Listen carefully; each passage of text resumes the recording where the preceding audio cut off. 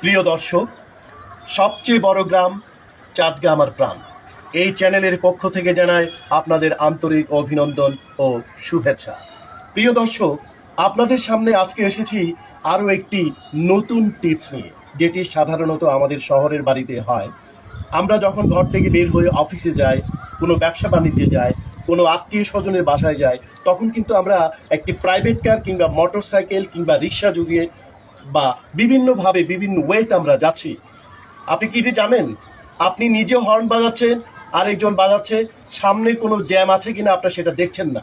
আপনি কি এটা ভালো করে জানেন যে আপনার আশেপাশে একজন হার্টের রুগী থাকতে পারে?